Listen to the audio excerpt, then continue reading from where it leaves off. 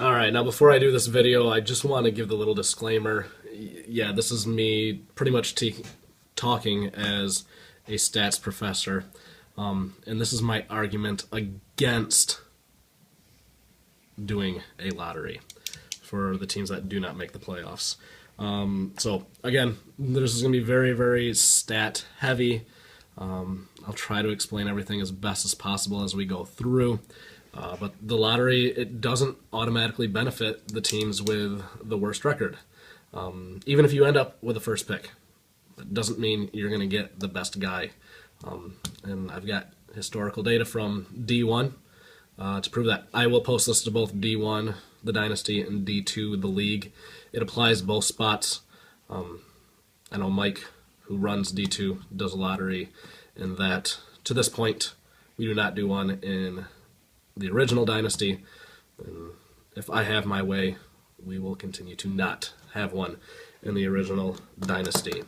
So I'm going to flip around here. Hopefully this shows up relatively decent on the screen. But what I have here, I've got all of the data from all of the rookie draft picks from 2010 all the way up to 2013. I have their point totals for each year. I've calculated some averages based on each one of the draft positions. I've broken it down by year as well.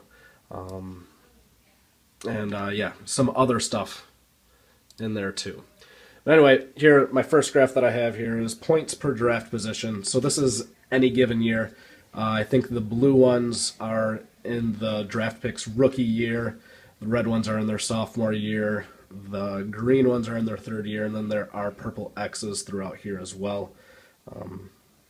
I'll post this file too, so you can take a look at it. But over here, we've got the early on picks, and down here we have the lower picks. There's a slight trend downward as we go through, but for the most part, it doesn't really matter a whole lot where you pick. A couple of these data points are skewed a little bit over here by Javid Best because he's out of the league now, and I believe this is Keenan Allen's rookie year. Fantastic rookie year for the 12th overall pick. But in general, not a ton of difference between picking early or picking late. Let's see here. What's my next chart that I have here? The darker the blue line, the earlier the pick. And then this is based on, again, rookie year averages, sophomore year averages, third year averages, and fourth year averages. I do need to tell you guys that there is a small sample size error possibility here as well, because especially in the fourth year, there's only one set of rookie classes that have a fourth year, and not all of them got signed for at least 4 years. So I don't think that this holds a whole lot of value, but you know, we do see the second draft pick here really tails off after the first year. It starts off really strong, but that doesn't mean it has staying power. I wanted to save that chart for the end. Points per draft position on average. So this is the average number. The average number of points that each drafted rookie got, regardless of year. So they all have the same amount of data points. So the guy that was drafted first in 2010 has 4 points here. In 2011 has 2 points, so on. But what I find really, really interesting here is the average for the 9 spot is basically the same as the average for the first spot. So again, it doesn't really matter where you draft, it more matters who you draft.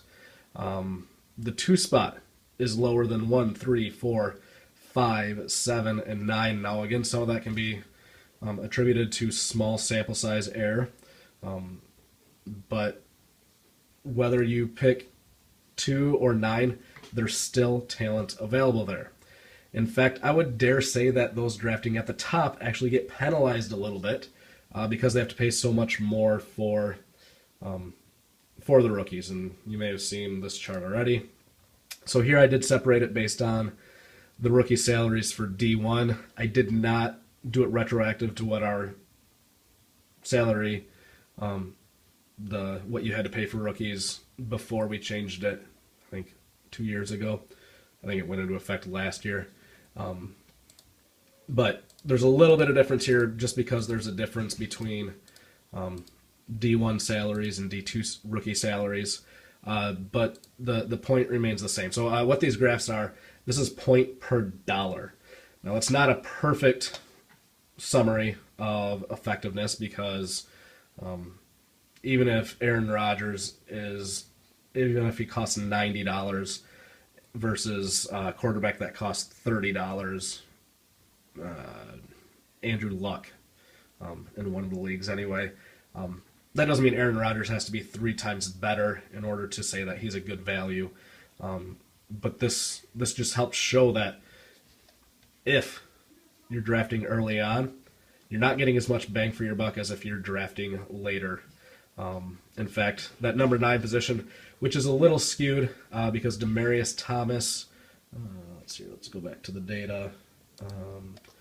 Demaryius Thomas, Randall Cobb both got drafted 9th.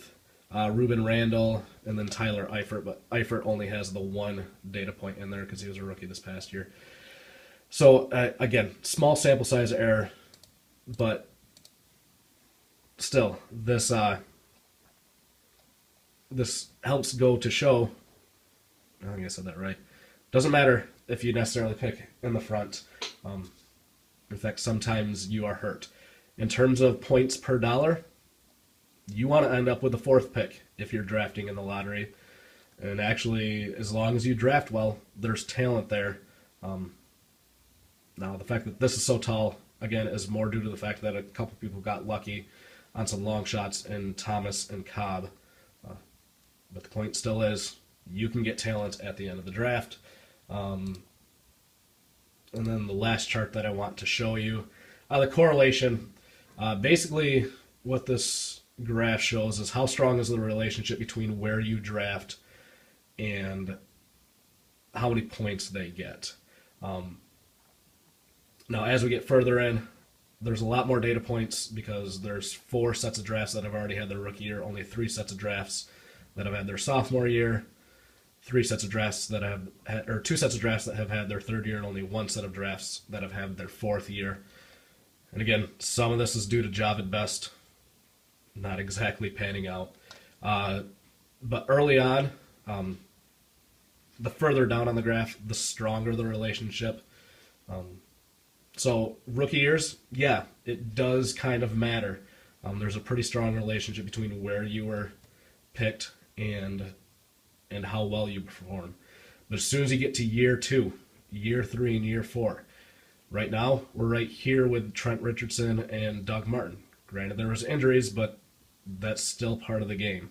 And then once we get to the 4th year, again, small sample size error, so this probably doesn't mean as much as the graph might indicate right now, but there's basically no correlation between where you draft a guy and how good they actually end up being. So all of you toting that, we need a lottery, we have to help out the guys that have the worst records more than the guys that just barely miss the playoffs. I don't think that's really the case.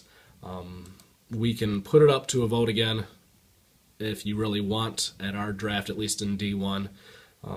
I would even suggest abolishing the lottery in D2.